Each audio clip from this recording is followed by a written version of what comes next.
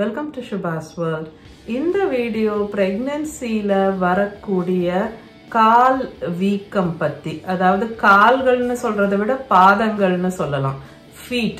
So swollen feet and swollen legs, இத பத்தி தான் நம்ம இந்த வீடியோல பார்க்க போறோம்.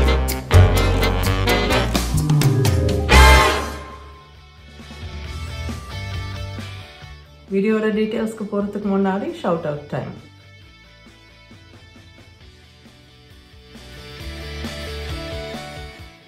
முக்கியமான டிஸ்க்ளைமர், நான் டாக்டர் இல்லை ஹெல்த் கேர் ப்ரொஃபஷனல் கிடையாது.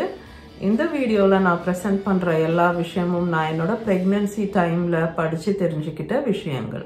மோஸ்ட் ஆஃப் த டைம் ப்ரெக்னன்சியோட 3rd ட்ரைமெஸ்டரில் அண்ட் சம்டைம்ஸ் சில பேருக்கு ஈவன் 2nd ட்ரைமெஸ்டரில் இருக்கும்போதே இந்த மாதிரி பாதங்கள் கொஞ்சம் வீக்கமாக இருக்கா மாதிரியோ இல்ல கால்கள் கூட கொஞ்சம் வீக்கமா இருக்க மாதிரி அவங்க அப்சர்வ் பண்ணலாம். இதுக்கு மெடிக்கல் டேர்ம் எடிமா அப்படின்னு சொல்றாங்க. நம்ம இந்த வீடியோல இந்த மாதிரி பாதங்கள் வீக்கமா இருக்கிறதோ கால்கள் வீக்கமா இருக்கிறதோ பிரெக்னன்சில எப்போ நார்மல், என்னென்ன சிச்சுவேஷன்ல அது நார்மல் அண்ட் என்னென்ன சிச்சுவேஷன்ல அது அப்நார்மல் இல்ல அதுக்கு மெடிக்கல் அட்டென்ஷன் தேவை அப்படின்ற டீடைல்ஸ் பார்க்கலாம்.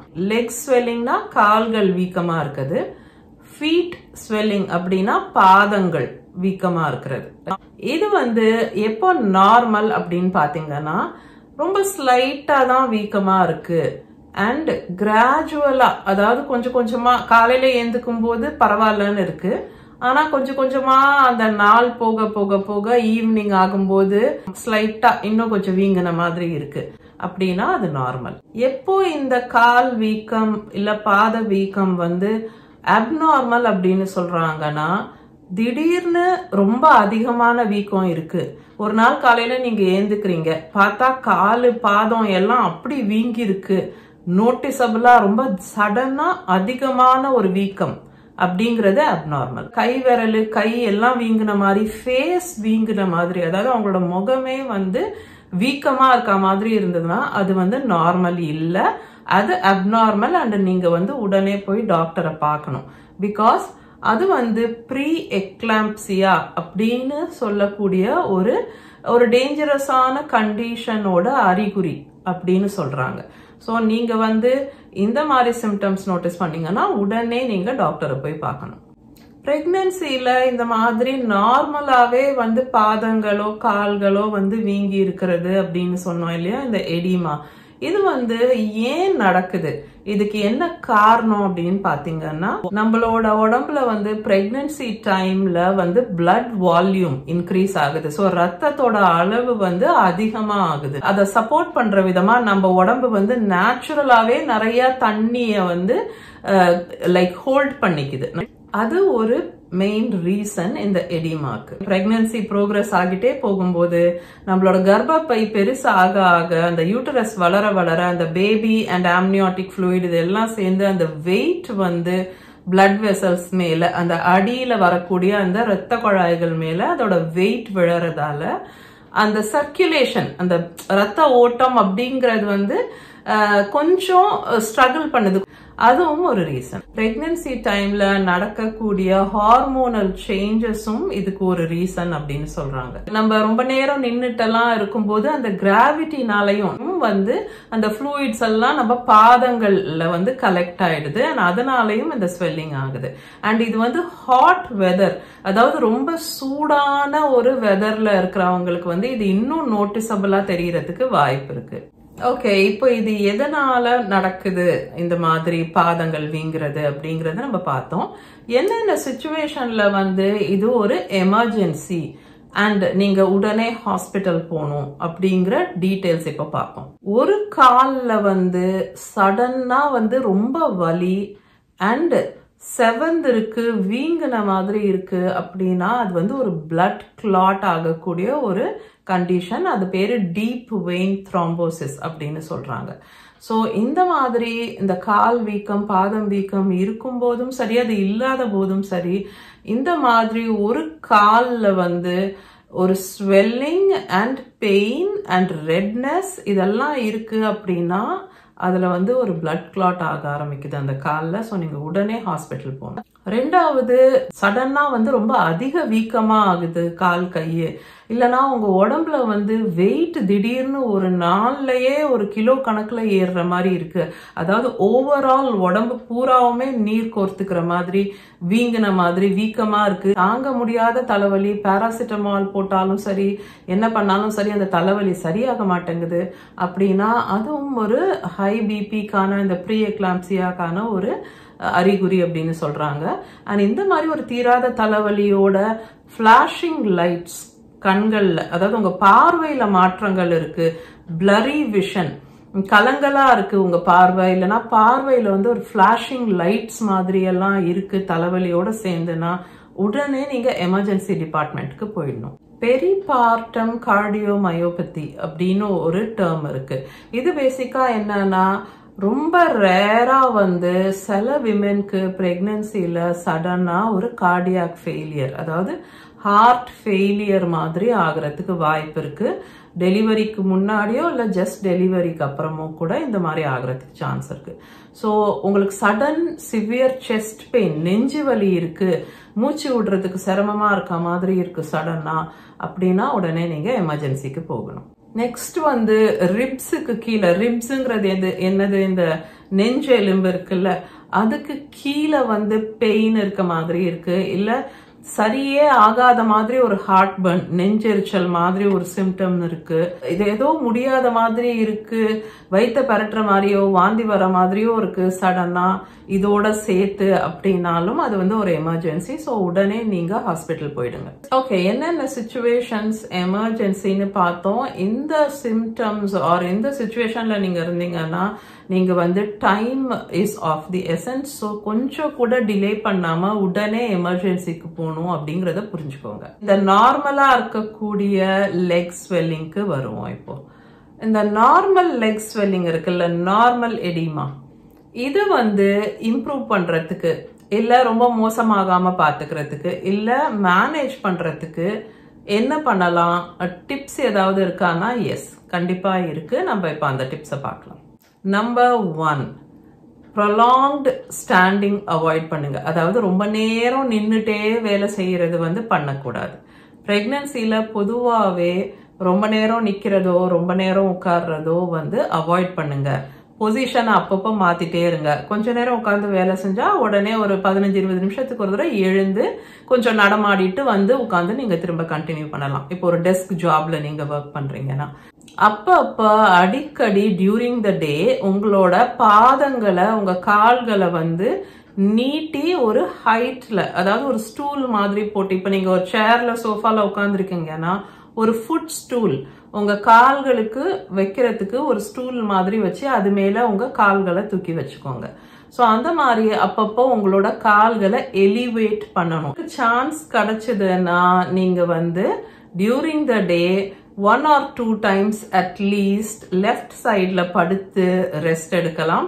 ஃபுட்ஸை பொறுத்த வரைக்கும், சாப்பாடை பொறுத்த வரைக்கும் அளவு, உப்போட அளவு, அதாவது சால்ட் இன்டேக் கம்மி பண்ணா நல்லது அப்படின்னு சொல்றாங்க. இந்த மாதிரி கால் வீக்கம், பாதம் வீக்கம் இருக்கவங்களுக்கு. அண்ட் உப்பு எதுல ஒளிஞ்சிட்டு இருக்குன்னு நீங்க பாத்தீங்கன்னா, இந்த பேக்கேஜ்ட் ஃபுட்ஸ் இருக்கும்ல, சிப்ஸ், மிக்சர், முறுக்குன்னு கடையில வாங்கி சாப்பிடுறோம்ல, அந்த மாதிரி ப்ராசஸ்டு பேக்கெட்ஸ்ல வரக்கூடிய சிப்ஸ், ஸ்நாக்ஸ், அந்த சால்ட்டி ஃபுட்ஸ் இருக்குல்ல, அதுலலாம் எக்கச்சக்கமான உப்பு இருக்கு. பேக்கேஜ் ஃபுட், ஜங்க் ஃபுட் இதெல்லாம் அவாய்ட் பண்ணிடுங்க. வீட்டு சாப்பாட்டுலயுமே கொஞ்சம் உப்பை குறைக்கிறதுங்கிறது இன்னும் நிறைய பெனிஃபிட் கொடுக்குது. தண்ணி குடிக்கிறத அதிகம் பண்ணணும்.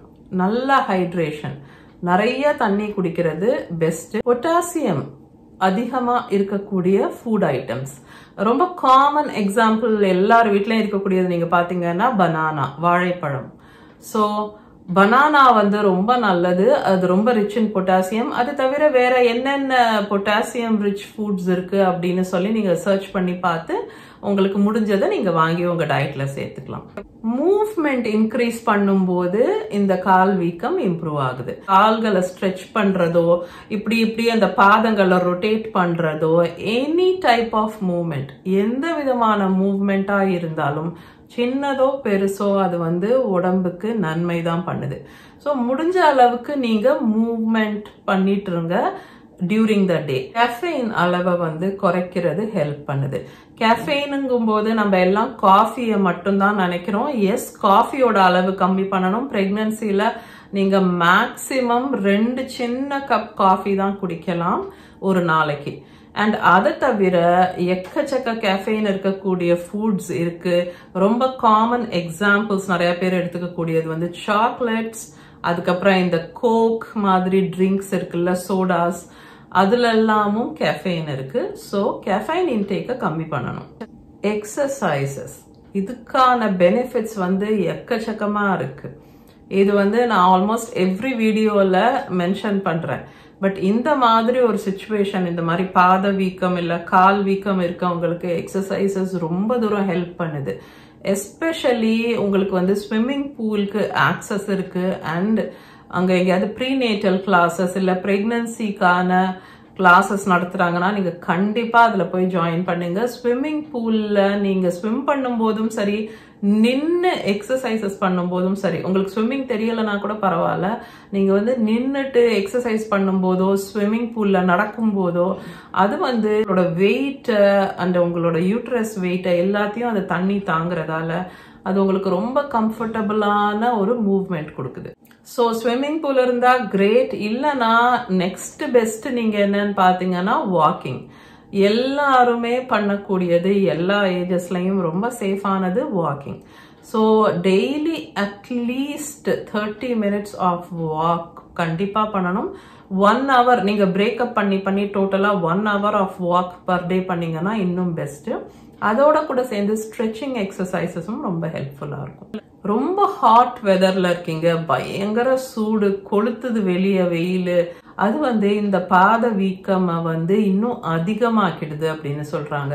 ஸோ அப்படிப்பட்ட கிளைமேட்ல இருக்கிறீங்க நீங்க அப்படின்னா நீங்க அப்பப்போ உங்க பாதங்களை கொஞ்சம் சில் தண்ணியில, அதாவது கோல்டா இல்ல ரூம் டெம்பரேச்சர் தண்ணியில பாதங்களை வந்து ஈரம் பண்ணி இல்ல ஒரு ஃபியூ மினிட்ஸுக்கு வச்சுட்டு கால்களை எடுக்கும் போது அது வந்து கூல் ஆஃப் பண்ணுது பாதங்களை. ஸோ அதுவும் வந்து இந்த வீக்கத்துக்கு ஹெல்ப் பண்ணுது அப்படின்னு சொல்றாங்க. பிரெக்னன்சி டைம்ல நீங்க ஒரு கம்ஃபர்டபுளான ஒரு ஃபுட்வேர், அது ஷூவா இருக்கலாம் இல்லைன்னா ஸ்லிப்பர்ஸா இருக்கலாம், பட் ஸ்லைட்டா பேடல் ஹீல் இருக்க மாதிரி, அதாவது ரொம்ப ஹீல்ஸ் இருக்கக்கூடாது பட் ரொம்ப பிளாட்டாவும் இருக்கக்கூடாது உங்களோட ஃபுட்வேர். ஸ்லைட்டா வந்து அந்த ஹீலுக்கு சப்போர்ட் இருக்க மாதிரி இருக்கக்கூடிய ஒரு ஃபுட்வேர், கம்ஃபர்டபுளா ரொம்ப டைட்டா இல்லாத மாதிரி வாங்கிக்கோங்க பிரெக்னன்சி டைம்ல யூஸ் பண்ண. அநேகமா இது ஒரு சைஸ் கூட இருக்க மாதிரி தான் நீங்க வாங்குற மாதிரி இருக்கும். அண்ட் நீங்க வந்து கம்ப்ரெஷன் சாக்ஸ் இல்லனா கம்ப்ரெஷன் ஸ்டாக்கிங்ஸ் கூட யூஸ் பண்ணலாம் அப்படின்றாங்க. எஸ்பெஷலி நீங்க வந்து டிராவல் பண்றீங்க, ஃப்ளை பண்றீங்க, இந்த மாதிரி டைம்லலாம் இந்த கம்ப்ரெஷன் சாக்ஸ் வந்து ரொம்பவே யூஸ்ஃபுல். முட்டிக்கு கீழே வரக்கூடிய கம்ப்ரெஷன் சாக்ஸ் மாதிரி இல்லாம இந்த பேண்டி ஹோஸ்னிங் எல்லாம் சொல்லுவாங்க, ஸ்டாக்கிங்ஸ்னு சொல்லுவாங்க, அந்த மாதிரி கிட்டத்தட்ட ஃபுல் பேண்ட் மாதிரி, ஸோ சாக்ஸ் மாதிரி ஆரம்பிச்சு ஆல் த வே அப் நம்ம இடுப்பு வரைக்கும் ஒரு ஃபுல் பேண்ட் மாதிரி டைட்ஸ் மாதிரி வரக்கூடிய அந்த compression socks or compression panty hose மாதிரி இருந்ததுன்னா அது பெஸ்ட். பிரெக்னன்சி போது டிராவல் பண்றத பத்தி உங்களுக்கு இன்னும் நிறைய டீடைல்ஸ் வேணும், எப்படி சேஃபா டிராவல் பண்ணணும், என்னென்ன பேக் பண்ணணும் பிரெக்னன்சி டைம்ல டிராவல் பண்ணும்போது அப்படின்ற டீடைல்ஸ் வந்து வேணும் உங்களுக்கு அப்படின்னா நான் அதை பத்தி வீடியோ பண்ணியிருக்கேன். 2 வீடியோஸ் இருக்கு. ஒன்னு டிராவல் இன் பிரெக்னன்சி அண்ட் 2வது என்னென்ன பேக் பண்ணிக்கணும் அப்படிங்கிற வீடியோ. ஸோ இந்த 2 வீடியோவும் நான் வந்து உங்களுக்கு மேல லிங்க் பண்றேன் அண்ட் டிஸ்கிரிப்ஷன் பாக்ஸ்லயும் லிங்க் கொடுக்குறேன். உங்களுக்கு தேவை அப்படின்னா நீங்க அங்க போய் பார்த்துக்கலாம். ஆல்ரைட், ஸோ இந்த வீடியோக்கு அவ்வளவுதான். உங்களுக்கு எதுவும் டவுட்ஸ் ஆர் கொஸ்டின்ஸ் இருக்குன்னா நீங்க எனக்கு கமெண்ட் பண்ணலாம். நான் எல்லா கமெண்ட்டுக்கும் ரெஸ்பாண்ட் பண்ணுவேன். எனக்கு தெரிஞ்ச இன்ஃபர்மேஷனை நான் உங்களோட ஷேர் பண்றேன். உங்க எல்லாரையும் இன்னொரு வீடியோல மீட் பண்றேன். Until then, take care.